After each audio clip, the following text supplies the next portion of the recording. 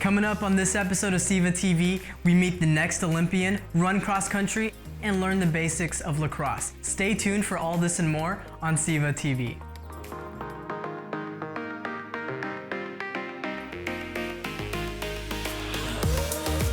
The video that we turned in is Fight the Bite. My favorite part was just the experience and like just working with technology.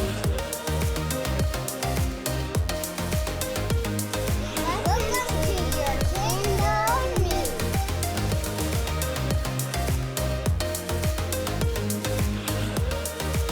This is the motivation and the teamwork.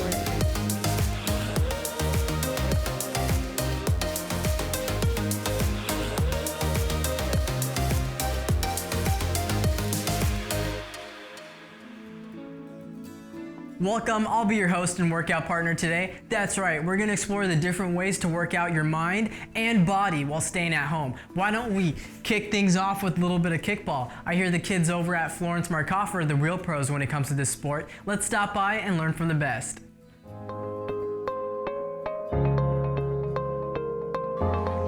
Hi, I'm Mason, and this is my best friend, Jet. Today I will be teaching you how to play kickball. All right, let's get started.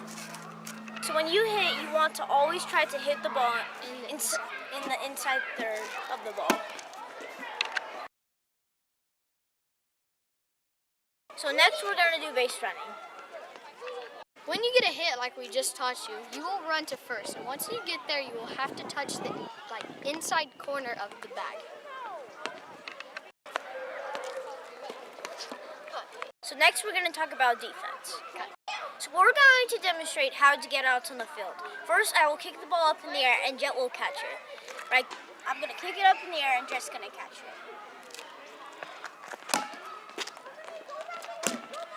Another way to get it out is to hit the runner when he's trying to go to like this. You have to pan down. Another way to get it out is to tag first base before the runner gets there, like this.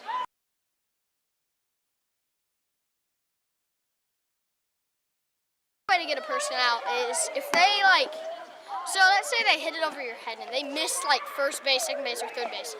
You can go touch that bag and they would be out because they missed it. As you just saw, he missed the bag. So if I get the ball here, I have to have it in my grasps and I touch the base, he's out because he missed the bag. Hope you learned something new today. Well, that's it for now. See you guys next time.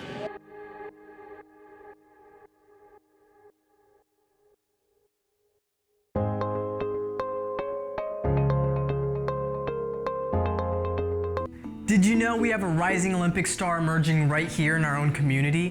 Brandon Nguyen is a gymnast and graduate of Franklin High School who shows a lot of potential. For more info, we have student reporter Paolo with the full scoop. Executing saltos and pirouettes since he was a kindergartner, senior Brandon Nguyen has fallen in love with gymnastics. I really love the sport and I have a passion for it. The amount of dedication and time and energy that it takes to compete the sport at a high level, you really need to have a passion for it in order to go through with it. With his passion in gymnastics, Brandon qualified for the Men's Junior Olympic National Championships for 4 straight years since 2016. Brandon was one of only 20 in the nation within his age group that competed in this match. When I land a perfect routine, it feels like that 24 hours of practice in that 5 seconds. It feels good that all that hard work has paid off. Placed in second in vault in 2016, first in high bar, and second all-around in 2018, first all-around in 2019, and third in pommel horse, Brandon's competition success shows that he has Olympic potential. I've been with Brandon a long time. I'm used to him winning. It doesn't faze me now. So now it's time to take him to the next step, and that's to try to make an Olympic team. With his rigorous training and his dedicated work ethic, Brandon continues to strive for bigger goals. I could see him being NCAA champion or possibly going to World Championships. And hopefully I can make it onto the Olympic team. On top of competing in the Junior Olympics, Brandon qualified for the U.S. Gymnastics Championships for the past 2 years.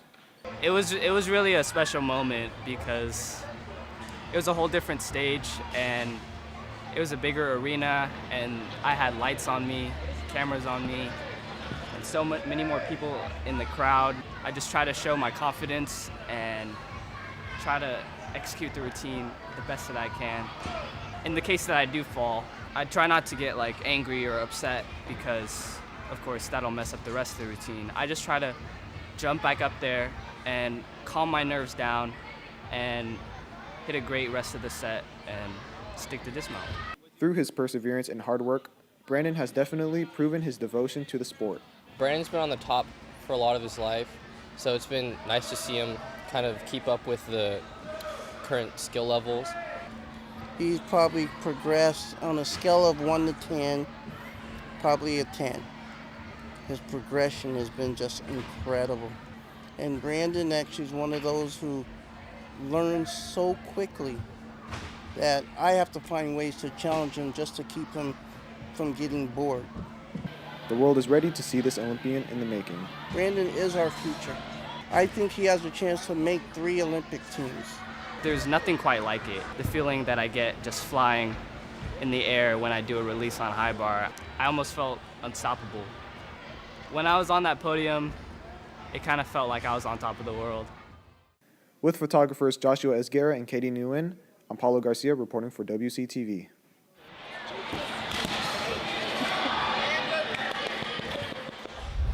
All right, so we're going to discuss the impacts coronavirus has had on athletics. And with us today, we got Katie, Paolo, and Brandon. How are you guys doing? Good. How are you? How about we go around in a circle and you guys each tell us your name and your role in the video. My name's Paolo. I was the reporter for the video. I'm Katie. I worked as a producer for the video.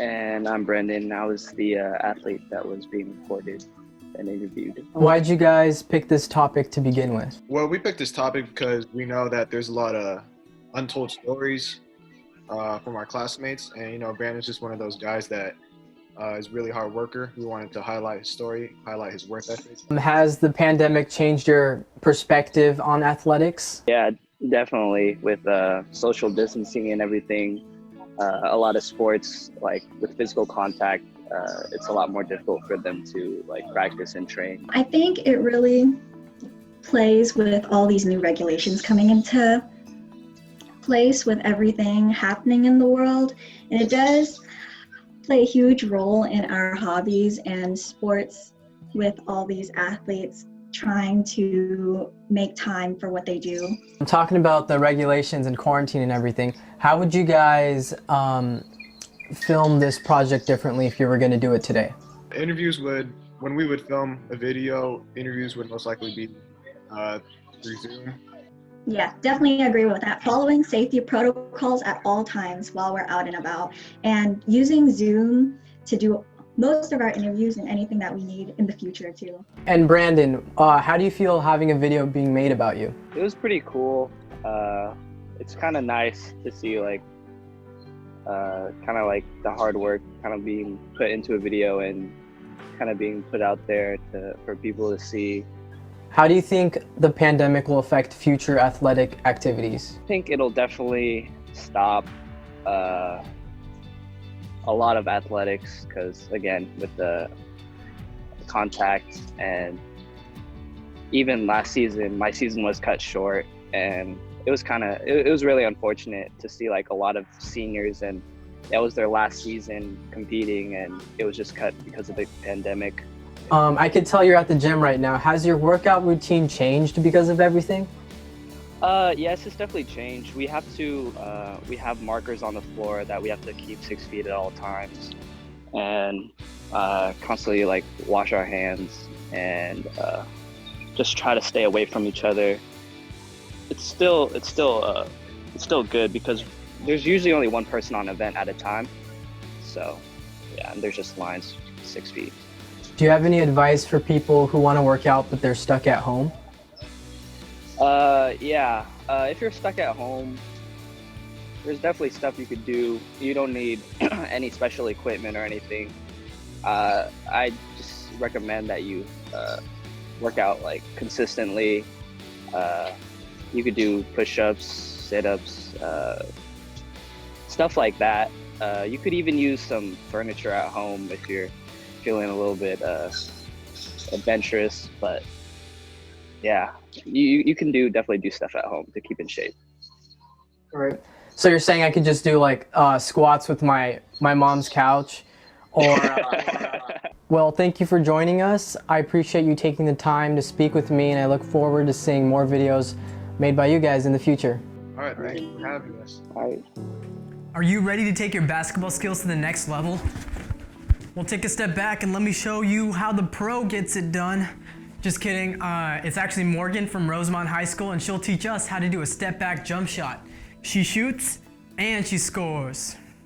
Today I'm going to show you how to master the step back jump shot. Yes, simple move, but very effective. So your first step will be attacking the rim.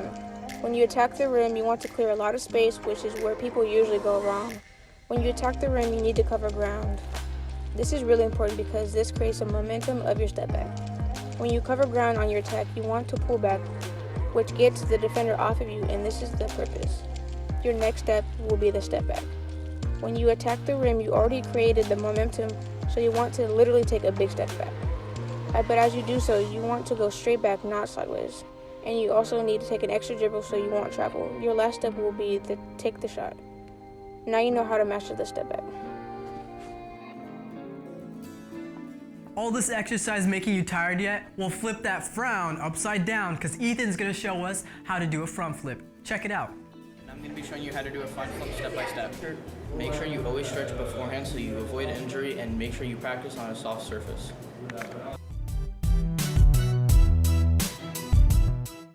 Step 1. You want to make sure you are mentally prepared for the flip beforehand and that you are going to commit. This part is called blocking. While jumping at a 45-degree angle and throwing your hands up, this will give you more air. This part here is a hip exercise to get you used to keeping your butt high in the air during the flip.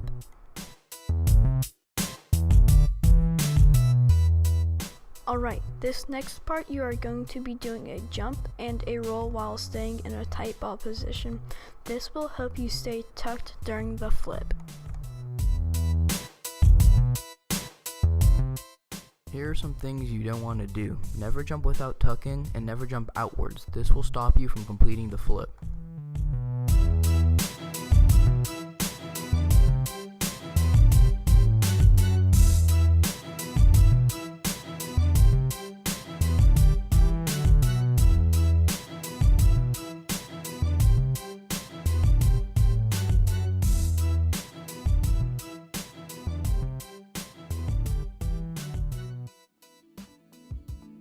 Are you bored in the house? Are you in the house bored? Well, why not try going for a run? As you can see in our next documentary, the Del Campo lacrosse country team loves to run. Let's catch up with them and find out more. Everybody that runs gets to race. Cross country is a sport where you run. That's the most simplistic way to put it. The races you do are 5Ks, which is 3.1 miles. Personally, I joined cross country to get in shape. So if you want to get in shape, you can join cross country. I think someone should join cross country because it's definitely like a team aspect too and an individual type of sport.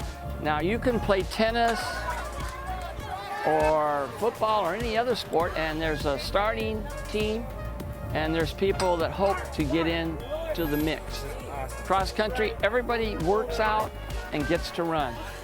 It's definitely a team-based sport. For our practices, we mostly just run, but it's not just plain running. We do different types of runs, whether it be hills or short intervals or just long runs just off campus and just having a good time overall. I'd like to discuss the impact the coronavirus has had on athletics. So with us today we have Bree joining us from home. How are you doing, Bree? I'm doing good. How are you? I'm blessed, thank you for asking. Introduce yourself and your role in the production. I am Bree, and my role in the production was, my partner Raven and I, we produced the whole video ourselves, so we each contributed like equally to the video. We each had a part in it. What made you choose this topic to begin with? We need to recruit more people into the program, into our cross-country program. What better way to do that other than through video? Are you part of the cross-country team? Yes, I was part of the cross-country team. If you guys were making the video today with all the quarantine regulations, what would you do differently? Honestly, cross-country is such a big, everybody comes together. There's multiple schools, and so I don't know how that would work out. Spring sports were canceled, and since there's a second wave, I'm sure fall sports will be canceled as well. And it's kind of sad because for some people, it's their last year to do a sport, and their last high school experience doing a sport, and that's one thing that kind of bums us all out. Do you have any tips for people who want to exercise or run at home? Yes, I prefer running in the mornings because it's cold and not hot. And yeah, just start off slow and just work and build your way up. Will you continue to make new videos during the pandemic? I have tried creating new videos. I don't really have this software or anything. I don't have the equipment. A lot of the equipment I used was from school, but I try any way I can to create new videos. What are your plans for next year? So since I already graduated, I will not be in DC Daily anymore. What? I am going to ARC this fall. Are you interested in making the videos and stuff? Is that something you might do in the future, or you're choosing a different career path?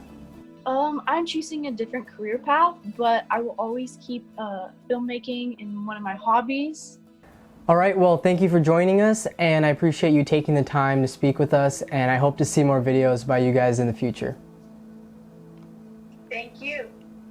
So we know about the positive health benefits that athletics offers, but why would you want to join a sports team as a student? Don't we already have too much on our plate? Well, to answer this question, let's turn to Nassali to find out the benefits of being a student athlete. Today we're going to discuss how being an athlete can help a student academically. In my family, I'm fortunate to have a lot of positive role models that have shown me how being an athlete can help provide advantages in the classroom. I have been a student athlete. I guess I was a student athlete my entire academic life. I went to college at UCLA, and I went to medical school at the University of California, San Francisco. Both my uncle and grandfather have excelled academically while succeeding in their athletic careers. Graduated from Princeton University. I ran track in high school and junior high, and I ran the 100 meters, 200 meters, the 4x1 relay. It allowed me to have more self-esteem. The effort that you put in on the field, on the court, really can reflect and positively enforce what you do in the classroom. Sacramento State Athletic Director Markofer knows what it takes to succeed as an athlete while also thriving in the classroom. Well, the first expectation I have for athletes is that they do well in school. So we expect our students to do their homework, to study, to prepare for tests, to do their reading, just like they would if they were preparing for a game or a competition. Sports teaches you it might happen. You'll win some and you lose some. But the purpose and the point is to put your best foot forward and know that you gave everything you had and that you can learn from the lessons that will happen. Sports teaches many lessons. Playing sports teaches you work ethic. It teaches you being able to perform under pressure. It teaches you on how to communicate and be a good teammate and be a good and understand sportsmanship. Right? You're going to be in situations where you have to make decisions quickly, and that's the beautiful thing about sports is that it teaches you all those lessons and how to move quickly and use what you've learned to go forward. Sports is a tool. It's a tool that can teach you lots of life lessons, but it's not the end-all be-all. What you do in the classroom and what you do, how you treat people, how you are with your family, your friends, That's the most important. Some people have the misconception that you can only be skilled in sports or academics, but not both. My relatives taught me that this is not the case. So remember that being a student while being an athlete is possible.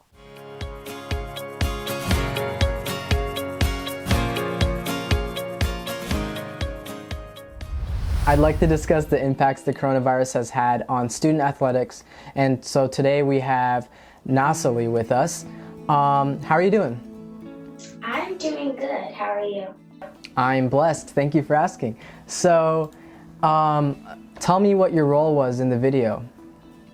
Well, my role in the video was, I guess you could call me executive producer. So I was overseeing the production, and then I was doing a little bit of filming on the side as well.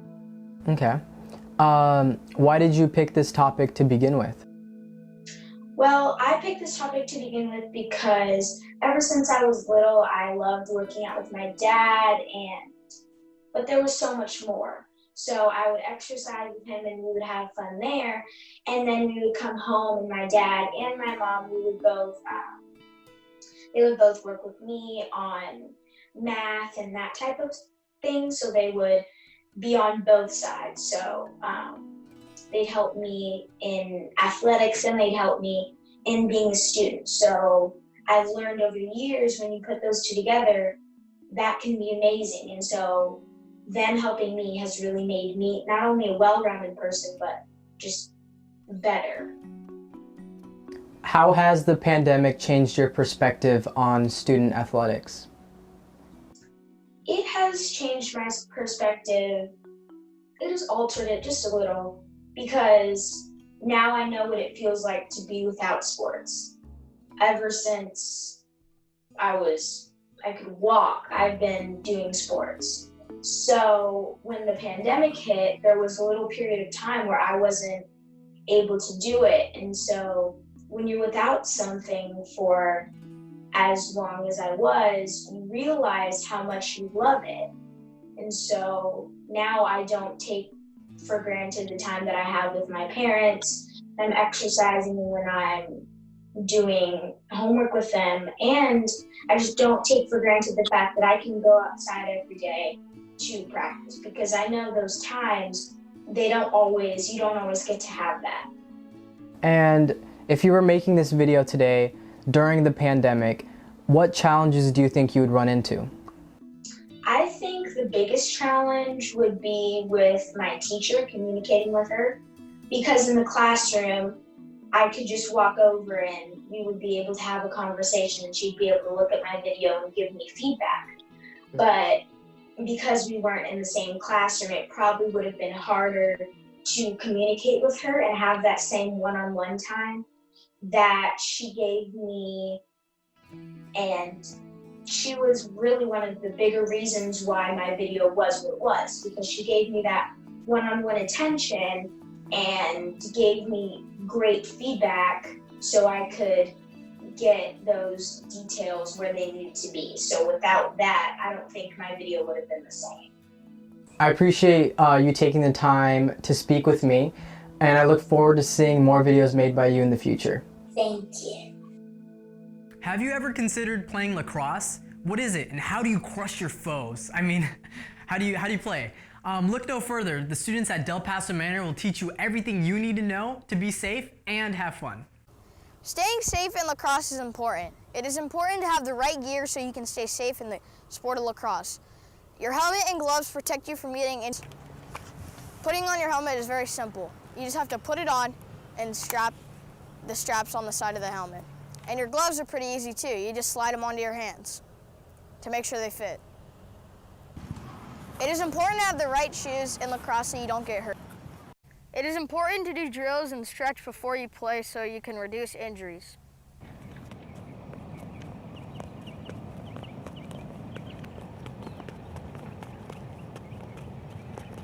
Lacrosse is a team sport that helps develop better agility, communication with others, and reflexes. In order to play lacrosse effectively, you need to be able to catch the ball, throw the ball, and shoot the ball. Object of lacrosse is to score goals. To score a goal, you have to use the head of your stick to catch the ball and shoot it into the goal. Let's start by talking about how to catch the lacrosse ball. All you have to do is catch with very soft hands. Like catching a water balloon in a water balloon contest, you have to have very soft hands so the water balloon does not break when you catch it. Lacrosse, basically, you have to catch the ball very light with very soft hands so that when you receive the ball, it does not fall out of your stick when you catch it. And this is how you throw. Top hand right here and your bottom hand down here. Put it on your shoulder, you pull down with your hand, with your bottom hand, and you push up with your right hand. Cradling is for when you're running down the field to score. You need to cradle the ball so that you're not holding it like a basket and it doesn't get swatted and fall out of your stick. When you are receiving a pass, you want to have connected eyes so you know that person is ready and he is ready to receive the pass. You will need to be facing the passer so that they know you are ready to receive the ball from them. When you are playing lacrosse, you do not want the other team to know where the ball is going down the field. So you want to not exactly look at the player you're passing it to forever so they know where you're throwing it to, but connect eyes in some way to know that you are ready to throw it to them and that they are ready to receive it, or the other way around. Next, in lacrosse, you want to step to the ball when you're receiving it so it is not intercepted by the other team. Basically, let's say I'm receiving a pass. I want to step to the ball, come to it, so that I get it before the other team can intercept it.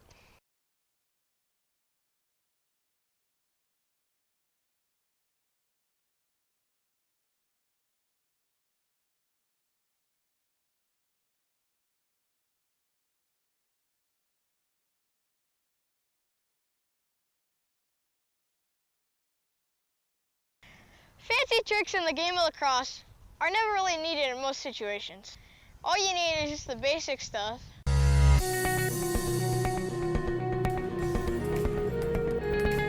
Well, that's all the time we have for today's episode of SEVA TV. Thank you for joining us, and remember, if you'd like to see more student videos or want to find out how you can enter into the SEVAs, check out our website at secctv.org. I'm Nabayo, and thanks for watching.